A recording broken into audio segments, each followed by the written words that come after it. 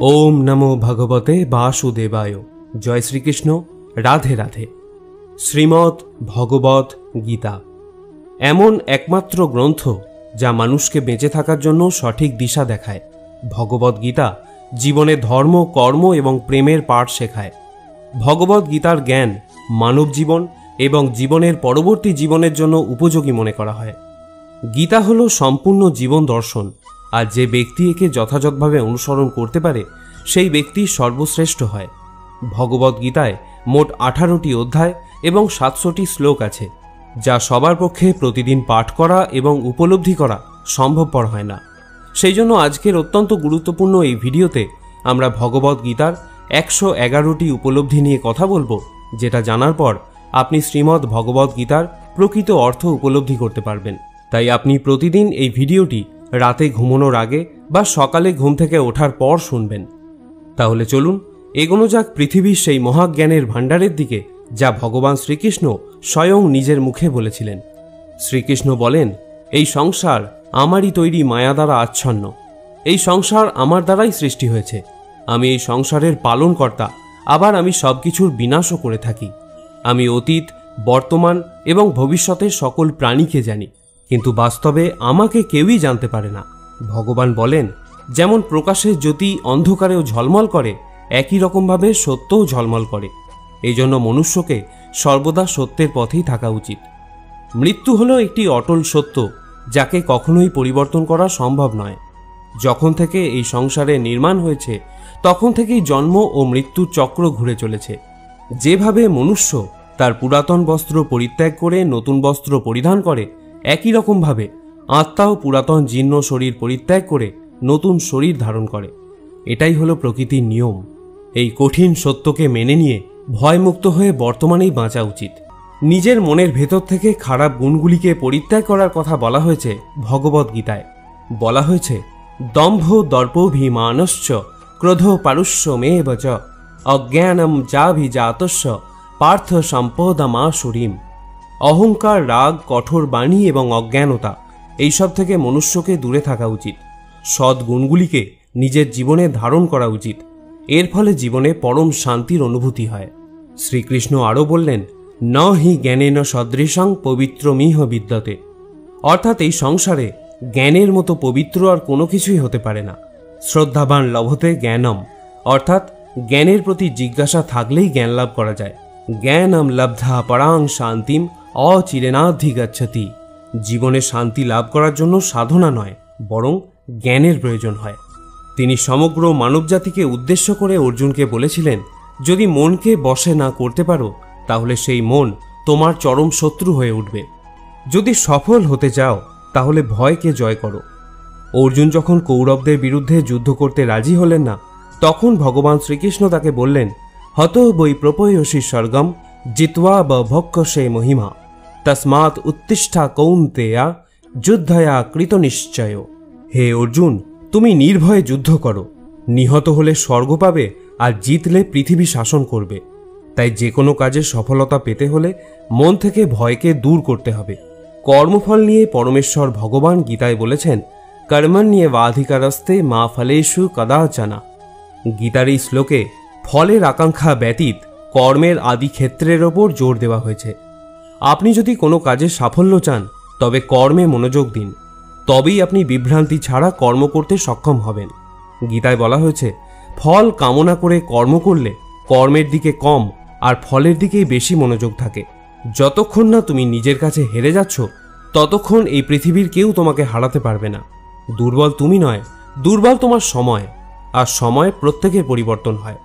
যারা প্রকৃত জ্ঞানী ব্যক্তি তারা না তো মৃত ব্যক্তির জন্য শোক করেন, না তো তাদের জন্য শোক করেন যারা জীবিত আছেন। কারণ তিনি জানেন যে মারা গেছে সে আবার জন্ম নেবে, আর যে জীবিত আছে সেও একদিন নিশ্চয়ই মারা যাবে। ভগবান শ্রীকৃষ্ণ বলেন, মনের শান্তির থেকে বড় সম্পদ এই পৃথিবীতে আর কোনো কিছুই নেই। যে ব্যক্তি নিজের মনকে শান্ত রাখতে শিখে গেছে তার থেকে বড় ধনী এই সংসারে আর কোথাও নেই। সময় কখনো মানুষের তৈরি পথে চলে না, মানুষকেই সময়ের তৈরি পথে চলতে হয়। একেই তো নিয়তি বলে। জীবন তখন কঠিন মনে হয় যখন আমরা নিজেকে পরিবর্তন করার পরিবর্তে পরিস্থিতিকে পরিবর্তন করার চেষ্টা করি। কর্মই হলো সবথেকে বড় ধর্ম।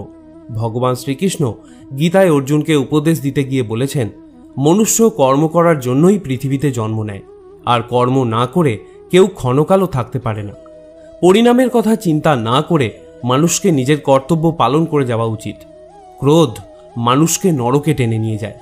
ক্রোধ করার জন্য মানুষের মন অশান্ত হয়ে পড়ে, আবেগের বশবর্তী হয়ে তখন সে নিজেরই ক্ষতি করে। ভগবান শ্রীকৃষ্ণ বলেন, মনুষ্যকে ক্রোধ এড়িয়ে চলতে হবে।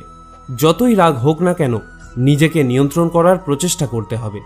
এই সংসারে আজ যা তোমার আছে, গতকাল তা অন্য কারো ছিল, আগামীকাল তা অন্য কারো হয়ে যাবে। তুমি এই পৃথিবীতে খালি হাতেই এসেছো, আর তোমাকে খালি হাতেই এখান থেকে ফিরে যেতে হবে। মনের ওপর নিয়ন্ত্রণ রাখা অত্যন্ত জরুরি। মানুষের মন বায়ুর মতো চঞ্চল হয়ে থাকে।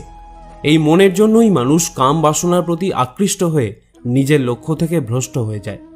যদি জীবনের সফলতা পেতে হয়, তাহলে মনের ওপর নিয়ন্ত্রণ পাওয়া খুবই জরুরি। মনকে নিজের বশে করতে পারলে মস্তিষ্কে শক্তি কেন্দ্রীভূত হয় এবং তার জন্য কাজে সফলতা পাওয়ার সম্ভাবনা বৃদ্ধি পায়। গীতা আমাদের শেখায়, যে ব্যক্তি নিজের মনের ওপর নিয়ন্ত্রণ লাভ করেছে, তার মনে অপ্রয়োজনীয় চিন্তাভাবনা এবং কামনা বাসনা প্রবেশ করতে পারে না। সে অকারণ ইচ্ছা থেকেও নিজেকে দূরে রাখতে পারে, আর তার সাথে ব্যক্তি নিজের লক্ষ্যকেও খুব সহজেই জয় করে নিতে পারে। সদা সন্দেহকারী ব্যক্তি না তো এই জীবনে শান্তি পায়, না তো অন্য জীবনে। আর সেজন্যই তুমি সন্দেহের প্রবণতা থেকে দূরে থাকো। অধিক সন্দেহ করলে মনের সমস্ত শান্তি নষ্ট হয়ে যায়, আর ব্যক্তি ভ্রমের বশবর্তী হয়ে আপনজনদের সঙ্গে সব সম্পর্ক নষ্ট করে ফেলে। শরীরের সৌন্দর্য মনকে আকর্ষিত করে, কিন্তু স্বভাবের সৌন্দর্য হৃদয়কে আকর্ষণ করে। সেই জন্যই মনুষ্যের স্বভাব সর্বদা নির্মল হওয়া উচিত। কে কি করছে, কেন করছে এবং কিভাবে করছে, এসব থেকে যত দূরে থাকবে, ততই তুমি সুখে থাকবে। জীবনে আমরা কতটা ঠিক এবং কতটা ভুল, এটা মাত্র দুজনই জানে। একজন হলেন পরমাত্মা এবং দ্বিতীয়জন হল আমাদের অন্তরাত্মা।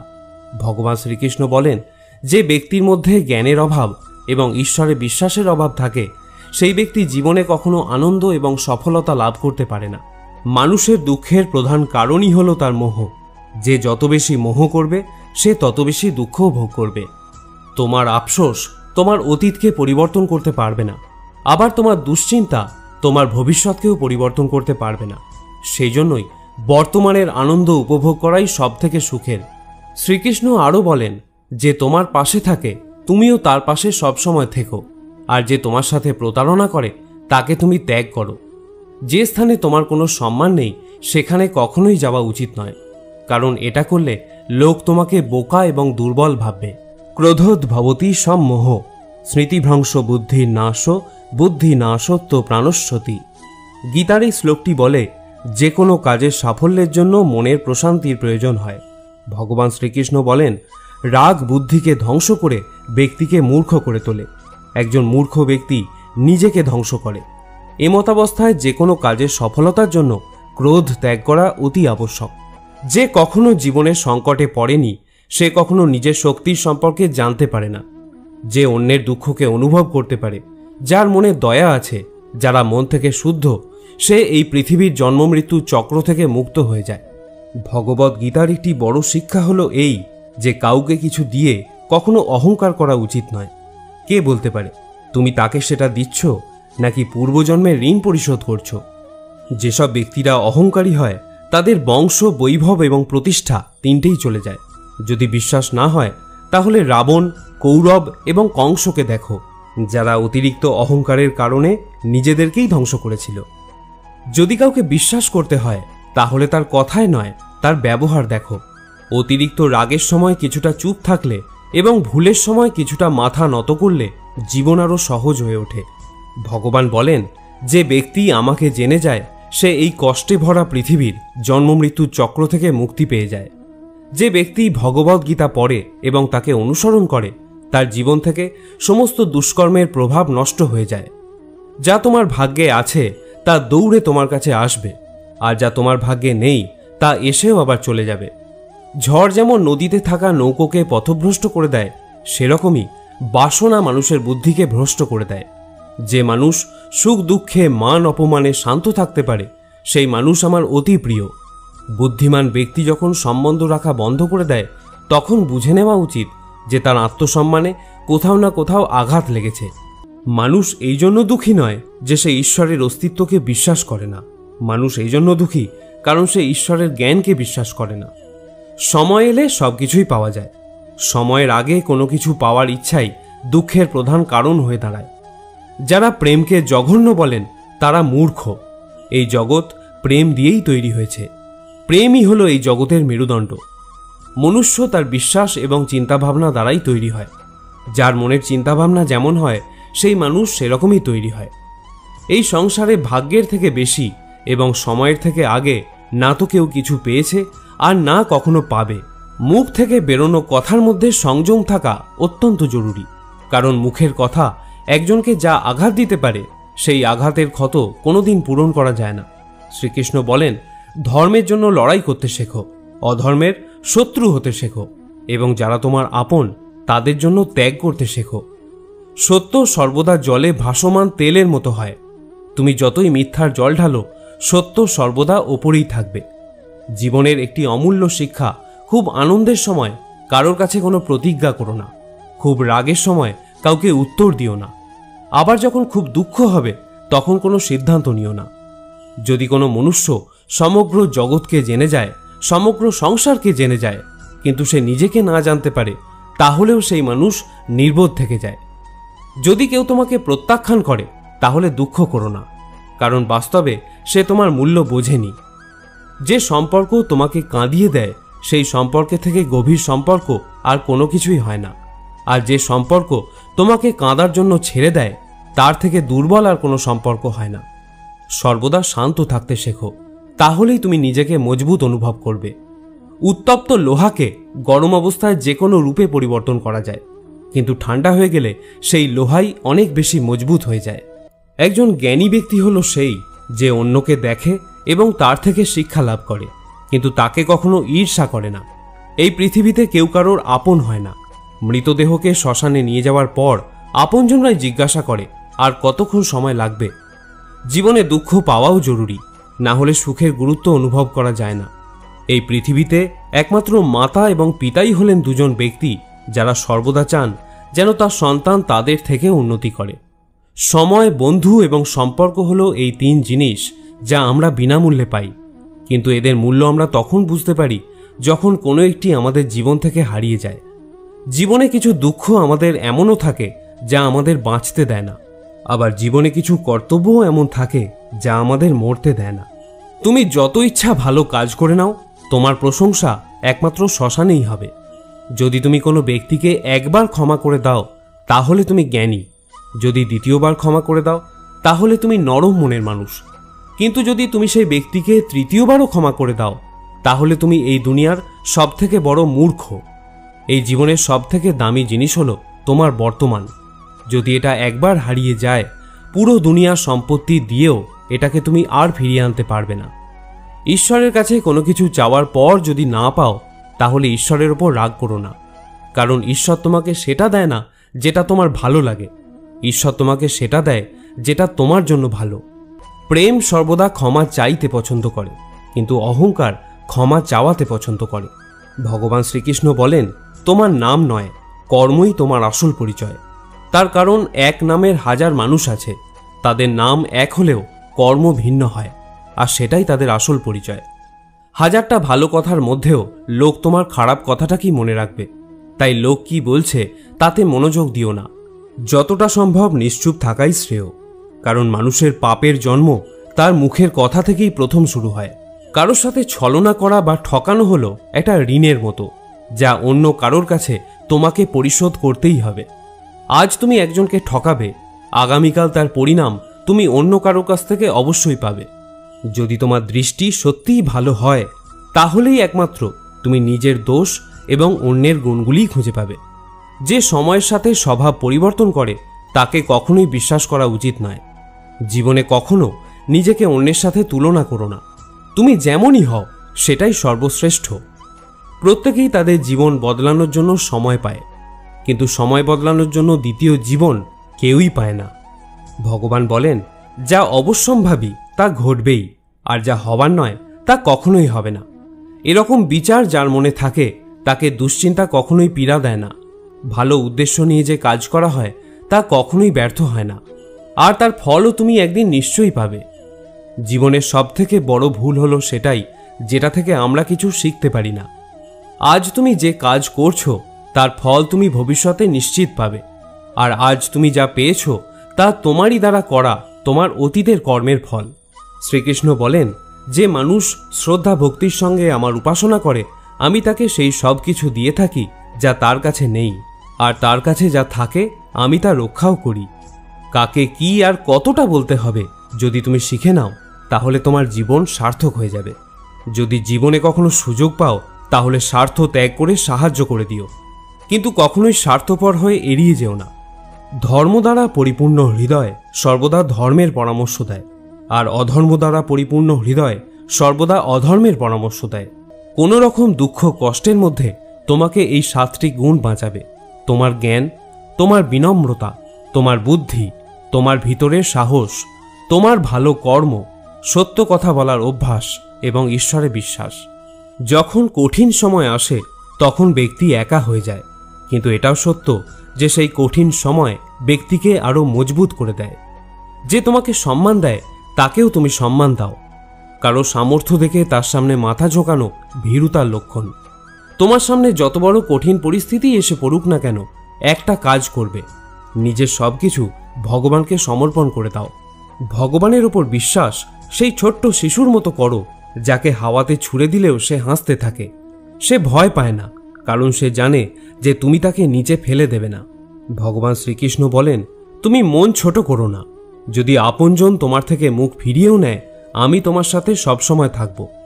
কারোর সামনে এতটাও ঝোঁকা উচিত নয় যে সে তোমাকে নিচু শ্রেণীর লোক ভাবতে শুরু করে। মনুষ্য সর্বদা তার ভাগ্যকে দোষারোপ করে, এটা জেনেও যে ভাগ্যের থেকেও বড় হলো তার কর্ম, যেটা তার নিজের হাতেই রয়েছে। জীবনে এমন একজন থাকাও খুব জরুরি যাকে কিছু বলার জন্য ভাষার প্রয়োজন হয় না, হয়তো তাকেই পরমাত্মা বলা হয়।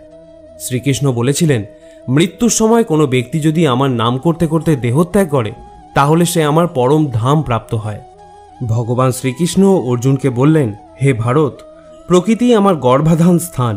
আমি প্রকৃতিতে গর্ভাধান করি, আর তা থেকেই সর্বভূতের উৎপত্তি হয়। মানুষ, দেবতা ও অন্যান্য যোনিতে যে সকল শরীর উৎপন্ন হয় আমি তাদের পিতা এবং প্রকৃতি হলেন তাদের মাতা। হে মহাবাহ, সত্য, রজ এবং তম এই 3 গুণ দেহ মধ্যে আত্মাকে আবদ্ধ করে রাখে। এর মধ্যে সত্যগুণ হল নির্মল ও নির্দোষ। এই সত্যগুণ আত্মাকে সুখ ও জ্ঞানের সঙ্গ দিয়ে আবদ্ধ করে রাখে। রজগুণ আত্মাকে রাগ, তৃষ্ণা, আসক্তি প্রভৃতি কর্মাশক্তি দ্বারা আবদ্ধ রাখে, আর তমগুণ হল জীবের ভ্রান্তি ও অজ্ঞানতার কারণ। এই তমগুণ আমোদ, প্রমোদ, আলস্য, নিদ্রা দ্বারা আত্মাকে আবদ্ধ রাখে। যখনই সকল ইন্দ্রিয় দ্বারে জ্ঞানের প্রকাশ হয় বা নির্মল জ্ঞান উৎপন্ন হয় তখন বুঝবে সত্যগুণ বৃদ্ধি পেয়েছে। যখন লোভ লালসা প্রকাশিত হয় তখন বুঝবে রজগুণ বৃদ্ধি পেয়েছে। আর যখন মোহ ঘিরে আসে, বুদ্ধি বিপর্যয় ঘটে এবং কর্তব্যে অনীহা আসে তখন বুঝবে তমগুণ প্রাধান্য পেয়েছে। সত্যগুণ প্রাপ্ত অবস্থায় যদি জীব দেহত্যাগ করে তবে সে স্বর্গলোক প্রাপ্ত হয়। যদি রজগুণ থাকা অবস্থায় দেহত্যাগ করে তবে পরজন্মে কর্মী হয়ে মনুষ্য যোনিতে জন্মগ্রহণ করে। আর যদি তমগুণ অবস্থায় দেহত্যাগ করে তবে বোকা, পাগল অথবা অবিবেকী হয়ে এই জাতীয় বিভিন্ন যোনিতে জন্মগ্রহণ করে। হে অর্জুন, আমি অব্যক্ত রূপে সমস্ত জগৎ ব্যাপিয়ে আছি। সমস্ত জীব সকল আমাতেই অবস্থিত, কিন্তু আমি তাহাতে নই। যেমন আয়নাতে তুমি নিজের প্রতিবিম্ব দেখতে পাও, অর্থাৎ তুমি আয়নার মধ্যেই আছো, কিন্তু আয়না তোমার মধ্যে নেই। হে কৌন্তেয়, কল্পের শেষে সমস্ত জীব আমাতেই বিলীন হয়, আবার কল্পারম্ভে পুনরায় তারা আমার থেকেই নির্গত হয়। আমি নিজ প্রকৃতিকে নিজের বশে রেখে নিজ নিজ কর্ম নিমিত্তে স্বভাব অনুযায়ী জীবগণকে বারবার সৃষ্টি করে থাকি। আমার অধিষ্ঠানের জন্যই এই জগৎ প্রসব হয়, এই জন্যই জগৎ বারবার উৎপন্ন হয়। হে কৌন্তেয়, যারা অন্য দেবতায় ভক্তিযুক্ত হয়ে পূজা করে তারাও আমাকেই পূজা করে, কিন্তু তারা শাস্ত্রবিধি অমান্য করে। আমি সর্বযজ্ঞের ফলদাতা ও ভোক্তা এই তত্ত্ব জানে না বলেই তারা পুনরায় সংসারে পতিত হয়। যারা দেবগণের পূজা করেন তারা দেবলোক, যারা পিতৃগণের পূজা করেন তারা পিতৃলোক, যারা যক্ষ রক্ষাদিগের পূজা করেন তারা ভূত লোক প্রাপ্ত হন, কিন্তু যারা আমার ভজনা করেন তারা আমাকেই প্রাপ্ত হন। যিনি আমাকে পত্র, পুষ্প, ফল, জল ইত্যাদি ভক্তিপূর্বক দান করেন, আমি সেই ভক্তের উপহার গ্রহণ করে থাকি। ভগবান শ্রীকৃষ্ণ দেহের সঙ্গে আত্মার সম্পর্ককে খুব সুন্দরভাবে ভগবদ গীতায় তুলে ধরেছেন। জীবের মূল সত্তা কি, দেহের সাথেই বা আত্মার সম্পর্ক কি, আত্মার স্বরূপ কি, এই সকল জটিল বিষয়বস্তু খুব সূক্ষ্মভাবে ভগবান শ্রীকৃষ্ণ গীতায় তুলে ধরেছেন আমাদের মূল সত্তাকে অবগত করার মানসে। প্রথমেই আত্মার স্বরূপ সম্পর্কে ভগবান ধারণা দিচ্ছেন, অন্তবন্তু ইমে দেহা নিত্য শক্তা শরীরিণ অনাসীন প্রমেয়স্য তস্মাৎ যুদ্ধস্য ভারত। আত্মা যে দেহকে আশ্রয় করে অবস্থান করেন সেই দেহ নশ্বর বলে কথিত হয়েছে, কিন্তু আত্মা হলো অবিনশ্বর। তাহলে এখন এই প্রশ্নের উত্তর খুঁজতে হবে যে আমি আসলে কে? দেহটা যদি নশ্বরই হয় তাহলে তো তার ধ্বংস অনিবার্য। তাহলে আমি ধ্বংস হয়ে গেলে কর্মফলের ভোগটা কার? এই প্রশ্নের উত্তরটা কিন্তু ভগবানের এই শ্লোকে স্পষ্টভাবেই প্রতীয়মান হয়। দেহটা যেহেতু নশ্বর তাই এই দেহটা আমি নই, যেহেতু আত্মা অবিনশ্বর ও নিত্য তাই আত্মাটাই হচ্ছে আমি। আমার মূল সত্তা হলো আমি এক আত্মা যে একটি দেহকে আশ্রয় করে আছি। দেহটা আত্মার একটি আবরণ মাত্র, যেটা ভগবান আরও স্পষ্ট করে বলেছেন, বাসাংসি জীর্ণানি যথা বিহায় নবানি গৃহ্ণাতি নরপরাণি তথা শরীরানি বিহায় জীর্ণান্ন ন্যান্নি সংজাতি নবানি দেহি। যেরকম মনুষ্য তার পুরাতন বস্ত্রগুলি ত্যাগ করে নতুন বস্ত্র ধারণ করে, সেইরূপ জীবাত্মাও পুরাতন শরীর ত্যাগ করে নতুন দেহ ধারণ করে। বর্তমানে আমি এই দেহকে আশ্রয় করে আছি, আবার কোনো এক সময় পুরাতন বস্ত্রের মতোই এই দেহকে পরিত্যাগ করে কর্মফল অনুযায়ী নতুন একটি দেহ আমি ধারণ করব। এটাই হলো প্রকৃতির বিধান। এখানে কিন্তু ভগবান আমাদের জীবাত্মা বলে সম্বোধন করেছেন। এর মানে হলো আমি হলাম আত্মা, তবে জীবাত্মা। আর পরমেশ্বর ভগবান যেহেতু সর্বভূতে অবস্থান করেন তাই তিনি হলেন পরমাত্মা। যেহেতু আমার জন্ম হয়েছে তাই আমার মৃত্যু অবশ্যম্ভাবী, কিন্তু জন্ম ও মৃত্যু কোনো সৃষ্টি বা বিনাশ নয়। গীতার ভাষায় এটা দেহ পরিবর্তন করার একটা নিয়ম মাত্র। জাতস্য হি ধ্রুব মৃত্যু ধ্রুবম জন্ম মৃতস্য চ তস্মাৎ পরিহার্য অর্থে নতম সচিতুম অর্হসি। যার জন্ম হয়েছে তার মৃত্যু নিশ্চিত, আবার যার মৃত্যু হয়েছে তার জন্ম হওয়াও নিশ্চিত। সুতরাং যা অবশ্যম্ভাবী তার জন্য আমাদের শোক করা উচিত নয়। এটি হলো ভগবদ গীতার সবথেকে বড় উপলব্ধি। যারা এই শরীরকে সর্বস্ব বলে মনে করেন তারাই কেবল দুঃখ ভোগ করেন, কিন্তু যারা জানেন এই শরীরটা আমি নই, আমি জীবাত্মা, আমার বিনাশ নেই, তারা কখনো কোনো কষ্টে ব্যথিত হন না বা অধিক আনন্দে প্রভাবিতও হন না। বিষয় চিন্তা করতে করতে মানুষের তাতে আসক্তি জন্মায়। আসক্তি থেকে কামনা, কামনা থেকে ক্রোধ, ক্রোধ থেকে মোহ, মোহ থেকে স্মৃতিভ্রংশ, স্মৃতিভ্রংশ থেকে বুদ্ধিনাশ, আর বুদ্ধিনাশ হলেই বিনাশ ঘটে। কিন্তু যার ইন্দ্রিয় প্রসন্ন চিত্ত এবং বুদ্ধি ঈশ্বরে স্থিত তিনি অমৃত লাভ করেন। আর যিনি অযুক্ত, যার চিত্ত ঈশ্বরে সমাহিত নয়, তার আত্মা বিষয়ক বুদ্ধিও হয় না। যার আত্মা বিষয়ক বুদ্ধি চিন্তা নেই তার শান্তিও নেই, আর যার শান্তি নেই তার সুখ কোথায়? আমাদের মন সকল ইন্দ্রিয়কে পরিচালনা করে। যখন ইন্দ্রিয় সকল মনের অধীন এবং প্রজ্ঞাবান, যার ইন্দ্রিয় সকল বিষয় থেকে নিবৃত হয়েছে তার প্রজ্ঞা প্রতিষ্ঠিত হয়েছে বলে জানবে। যেমন নদীর জল সমুদ্রে প্রবেশ করে বিলীন হয়ে যায়, তেমনি আত্মাবান ব্যক্তিতে বিষয় সকল প্রবেশ করলেও তাতে চিত্ত বিক্ষিপ্ত না হয়ে স্থির থাকে। এইরূপ স্থির আত্মাবান ব্যক্তি শান্তি লাভ করে। কিন্তু যিনি ভোগ কামনা করেন তিনি শান্তি পান না। যে ব্যক্তি সমস্ত কামনা ত্যাগ করে নিষ্প্রিয় হয়ে বিচরণ করেন, যিনি মমতাশূন্য এবং অহংকার শূন্য, তিনিই শান্তিপ্রাপ্ত হন।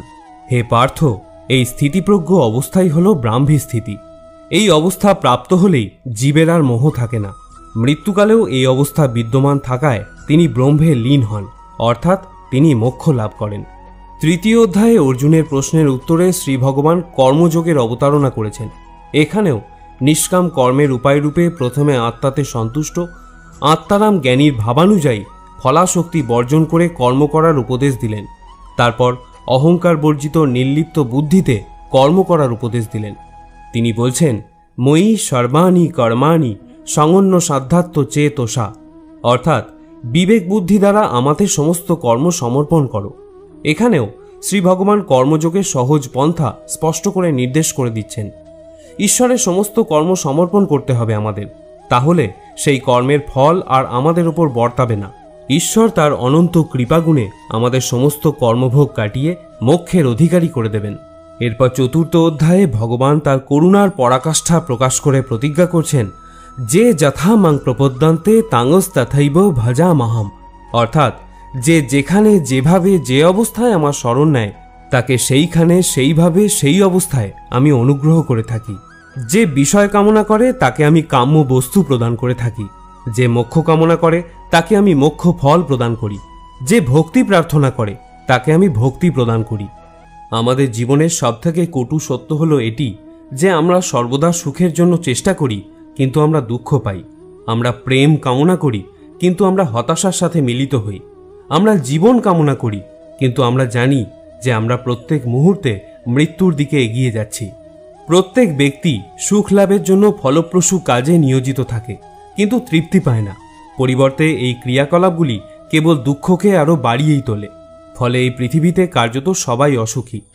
কেউ কেউ নিজের শরীর ও মনের দুঃখে ভোগে, অন্যরা তাদের পরিবারের সদস্য এবং আত্মীয়দের দ্বারা যন্ত্রণা প্রাপ্ত হয়। কেউ কেউ ধনসম্পদের অভাব এবং জীবনের প্রয়োজনীয় জিনিসপত্রের ঘাটতিতে ভুগছেন। বস্তুগত মানসিকতার লোকেরা জানে যে তারা অসুখী, কিন্তু তারা মনে করে যে তাদের সামনে থাকা অন্যরা সবাই সুখী এবং তাই তারা বস্তুগত বৃদ্ধির জন্য ছুটতে থাকে। এই অন্ধ সাধনা চলে বহুকাল যাবৎ, তবুও সুখের দেখা নেই। এখন যদি মানুষ এটা বোঝে যে ফলপ্রসূ কাজে লিপ্ত হয়েও কেউ কখনো সুখ অর্জন করতে পারেনি, তাহলে তারা বুঝবে যে তারা যেদিকে ছুটছে তা বৃথা এবং অর্থহীন, এবং তখন তারা আধ্যাত্মিক জীবনের দিকে ফিরতে পারে। যাদের বুদ্ধি আধ্যাত্মিক জ্ঞানে স্থির হয়ে গেছে তারা বোঝে যে ভগবানই সবকিছুর পরম ভোগদাতা। ফলস্বরূপ তারা তাদের কর্মের ফলের প্রতি আসক্তি পরিত্যাগ করে, তার কাছে সমস্ত কিছু নিবেদন করে এবং তার করুণা হিসাবে যা আসে তা নির্মলভাবে গ্রহণ করে। এটি করার ফলে তাদের কর্মগুলি কর্মিক প্রতিক্রিয়া থেকে মুক্ত হয়ে যায়, যা একজনকে জীবন ও মৃত্যুর চক্রে আবদ্ধ করে। শ্রোতা বন্ধুরা, আমি আশা করব ভগবত ভক্তির এই কথাগুলি আপনার ভালো লেগে থাকবে। সনাতন ধর্মকে আরও বেশি বেশি করে প্রচারের নিমিত্ত গীতার এই সার কথা আপনার আপনজনদের সাথেও শেয়ার করুন, যাতে তারাও পরমাত্মার স্নেহ ছায়ায় অপার শান্তি লাভ করতে পারে এবং আপনারও তাতে মঙ্গল হয়। আপনাকে অনুরোধ করব ভিডিওটিতে একটি লাইক অবশ্যই করবেন। আজ এখানেই আলোচনা শেষ করছি। সকলে ভালো থাকুন, সুস্থ থাকুন এবং গীতা প্রচার করতে থাকুন। জয় শ্রীকৃষ্ণ।